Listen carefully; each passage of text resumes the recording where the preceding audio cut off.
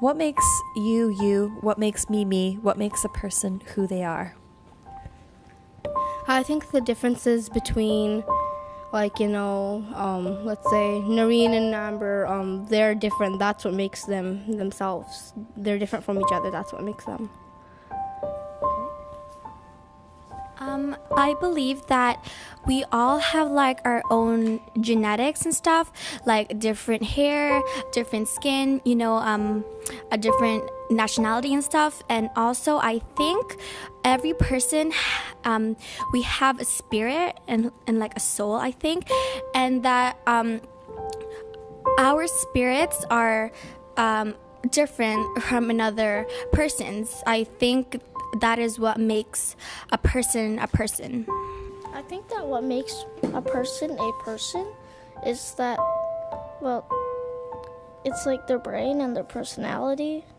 It's like who they are, like what they feel, like what they do, how they act. Just like overall, like what kind of person like they actually are. They may think differently and they may have like a different personality, but they're still able to connect with people and still able to talk, and like they have differences but they still have similarities. What is fundamental to who you are? What's the most basic element that defines you? I find this stuff very confusing, but if I had to answer this, I would say it's like how you think, how you say stuff. Like Noreen said, like your soul and your spirit is who you are. For the basic building block of who we are, there are two possible answers. One is philosophical, and the other is scientific. So the scientific one is our genes. We each have our own genes. We each have something that only belongs to us. That's something that someone else may not have. Like even our fingerprints. No one has the exact same ditto fingerprints, right? So that's the scientific part. If we look at it philosophically, as everyone said, it's the personality, because everyone has a different thought towards what they like to do, how they speak, what they think is happiness, what they think is fun. So that really depends on your personality. I am a very studious person, so you could say my personality is a very studious personality, and like everyone may have a different one. So maybe someone's personality is to be a joker, or someone is the best athlete in their class, or something like that. So everyone has their own personality. If you lost your studiousness, would you still be you? If I lost my studiousness, scientifically, I would still be me. Philosophically, I probably will not be me, because I've lost the basic building block of who I am. Now I'm just, I won't say I'm like everyone else, but like the person who I was before, I'm not exactly like that person. I'm a new Simran, because my name is Simran, by the way. So I'm a new Simran. So, yeah.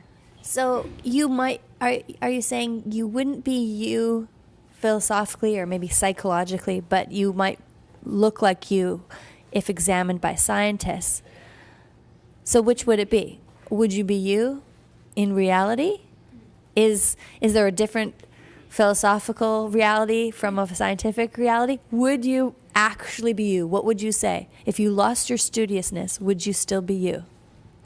Well, first of all, I should start by saying, when you look at philosophy, you're basically looking at answers that have more than one answer, right? So, and science, like, you're basically trying to find one answer. That's like the building block of science. You're trying to find one specific answer. I'm not saying that there can't be more than one answer, but you prefer like one specific answer. So if we look at it reality-wise, I would still probably be me. But then when it comes to, okay, are there any more possibilities? Are you? Then I would say maybe I'm not me, because I've lost the building block. I'm not who I used to be because I've lost my personality. So yeah. Thank you for that. And to clarify, philosophers are, just like scientists, in pursuit of truth. They might disagree and they might have arguments for different versions of truth, but you would probably find some philosophers who would say, I'm in pursuit of the truth, and I believe there is one and only truth. You might disagree with my truth, but I'm in pursuit of it, or this is what I believe. So it tends to be that questions that philosophy deal with are more subject to debate, but at the same time, there can be more than one right answer, but there can also be just one answer. We don't know. The thing is we don't have scientific backup. We only have logical backup for our points.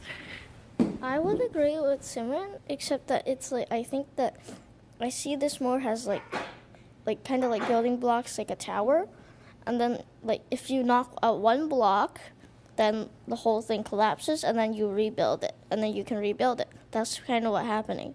You lose your building block, and then your old self crumbles, and then you build it, and then you have your new self. Can you think of a situation or an example in life when you might lose your building blocks and have to start over? Maybe like such as like if you lose your friend, and like if they move away, or if like they have like a fatal accident, then like if they're like your best friends, you're very attached to them, you're always with them, then like you pretty much have to like rebuild yourself without them. And the process that you go through is like that's like your rebuilding when you're like when you can't believe it, when you're like mad when you're like unhappy, when you're crying, that's when you're rebuilding your new self. And who is this you that's doing the rebuilding? I think that it would be like your emotions. It's like your brain. It's just like you lose this, so now you have to rebuild it without that part. So imagine a person who has these things like friends, and then they lose those things. What is that leftover piece? What is that basic element that you need to even be able to rebuild? What is it that if they took away, you would no longer be you? What is the most basic fundamental element that makes you you? Or can there be? Can we even say there is such a thing? Well, I would think, not philosophically, but like in a way they say it would be your heart, but scientifically it would be your brain. If they would take it away, you can't rebuild yourself. But in other ways, it would be your heart that you can't rebuild yourself. What is a heart? Just pretend I don't know. I mean, maybe I don't know. What is a heart? Do you mean like pulmonary artery, the blood? Do you mean something else metaphorically? What do you mean? I mean, I guess in both ways, and scientifically it would just be an organ, and then in another way, metaphorically, it would be, something that can hold all your emotions, but actually it's your brain that does. But then if you would think of it that way, it would be your heart that would be left, and if philosophically it would be your heart that would be left, that somebody could take away, or for you to rebuild yourself. But then if you think scientifically, it would actually be your brain if they would need to take that away. Right, because like if you had a heart transplant, you guys have heard of people can get a new heart put in, heart transplant. So if you were a person who had a heart attack, you need to get a heart transplant, they gave you somebody else's heart, are you still you? That's where the scientific part comes in. You are not, because heart is not just an organ. It's one of the most, needy organs after the brain, but let's say it's just an organ after, it's like when scientifically it's just an organ, but I think philosophically it's like, something that holds all your emotions. So if you have like a heart transplant, it wouldn't really matter because that's a scientific thing to do. And so where are you saying emotions lie? Where are the emotions? Your emotions lie in your brain, and where all the memories are, and that's where the emotions would be too by it. So if a person walked in here right now and it was a guy and he just had a heart transplant, do you think he would say he was still Bob Smith, the guy who went into the operation and got the heart transplant, or would he say he's a different person? he would still be Bob Smith if he still got the heart transplant, because like I said, scientifically your heart is just your heart. It's your brain that's, so it's just basically right now who I am and everything is my brain actually. This is just a structure like around my brain. But if I were to take out my brain, that's the actual, I mean, this is just some body, you know. So, and what if this Bob Smith, before he went and got a heart transplant, he also arranged to get his name legally changed. So he's going to come out with a new heart, and his name is now going to be Michael Johnson. Is he still the same person? He's still the same person because that's just his name that's changed. Because on the inside, he's still, let's say, likes blue. He still likes ice cream. He still, you know, wants to eat chocolate. It's just that he has like a new organ, a new heart, and a new name. Well, and let's think about this person, this fictional person, let's make him up, is a person who's going to go get a heart transplant. Maybe while he's under, he's also going to get a nose job, hair plugs, other kinds of body modifications. Maybe he's going to take some sort of drug that gives him amnesia so he can't remember the last 5 years. Or what other kinds of changes could we continually make to this person and have them still be the original person? Like, well, back to last week's point that Jappy made, the person with plastic surgery. I think it would be safe to assume that he's still the same person on the interior, but on the exterior, he's trying to change all of the things that he used to be, which I think that I personally disagree with it. I think it's good to embrace everything in your past, whether it be good or bad, and try to let it out in any way possible. so this idea of memories and experiences, like if you could erase a memory from your brain, would you fear that you wouldn't be you if you lost certain memories?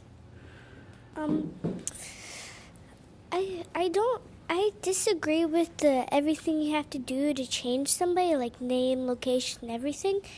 I feel that if as long as you don't change your brain, but you change everything else, you're pretty much the same person, because your brain it's like memories, emotions, it controls your body too and stuff.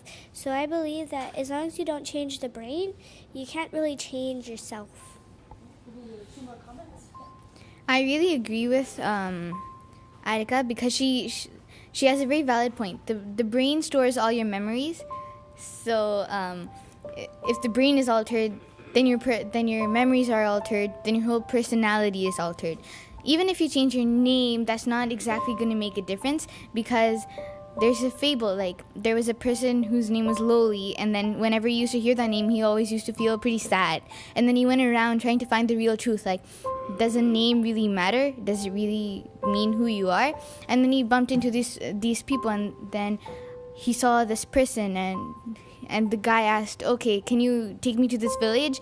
I lost my way. And the person, Loli, he asks, what's your name? The man says, my name is Guide. And then Loli asks, well, how can you lose your way then? And then Guide says that even if your name is changed, or whatever your name is, it doesn't change who you are. So even Guide can lose its way, because a name only differentiates one person from another. It doesn't just totally change your personality. Okay, we'll end right there.